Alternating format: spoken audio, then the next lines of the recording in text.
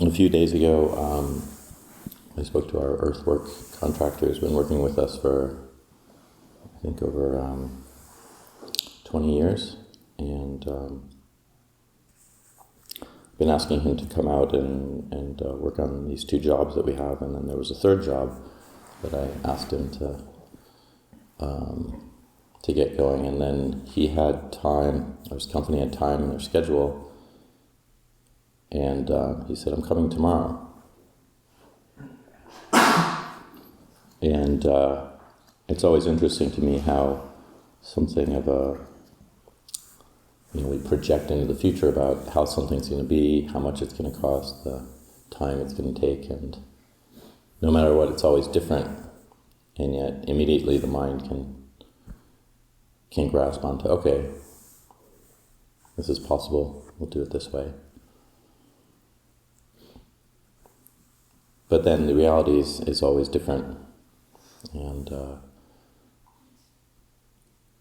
so there has to be all of a sudden dealing with last minute things and getting things ready that weren't ready, and unfortunate consequences of making decisions that weren't completely thought out.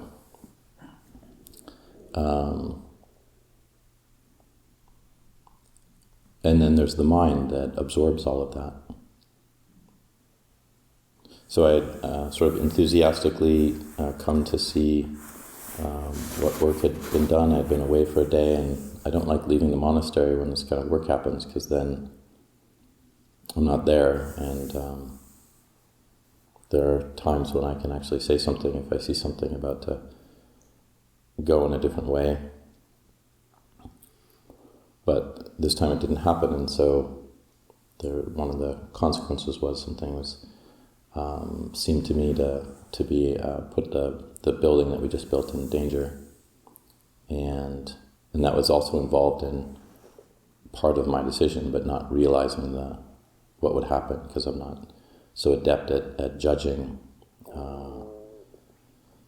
building and construction, and so I lost a few hours of sleep on that, and as that was happening, I was just trying to really encourage myself. I don't know. I'm not sure. And even my perception of something is I was reminding myself I might even be perceiving it in my mind currently differently than I actually saw it, because it's just a memory. Go back up and say, oh, it's actually not that bad, maybe.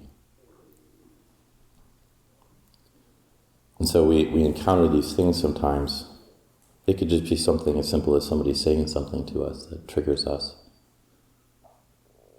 And off we go, sometimes for days, having a conversation with that person in our minds. Or we really wanted to do something, and then it doesn't work out.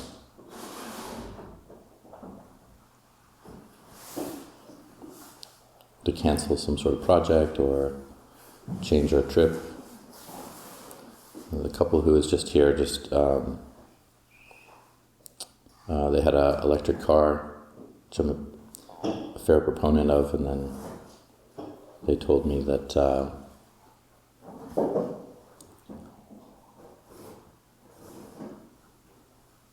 basically they found some keys in their car from the riders that they had brought up, and those riders left and went down to the Bay Area, and so they got down there and they called them and said, I think I left my keys in your car.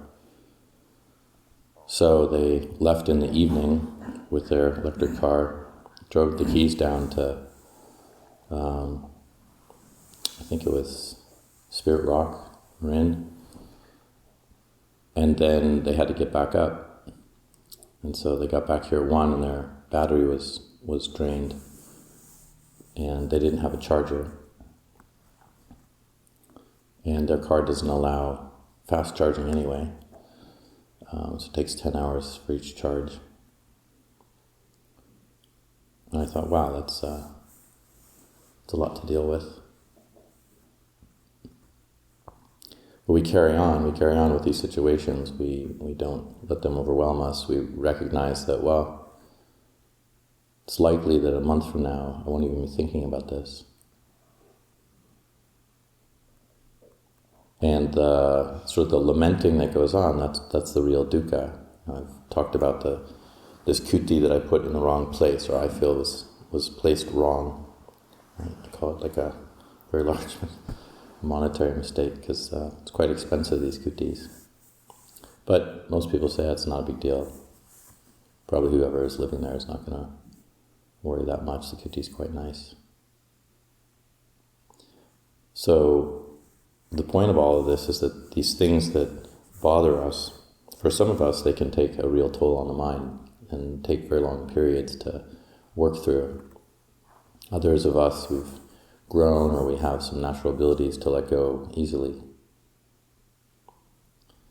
But this path, this practice that the Buddha is teaching, it's always encouraging us that it doesn't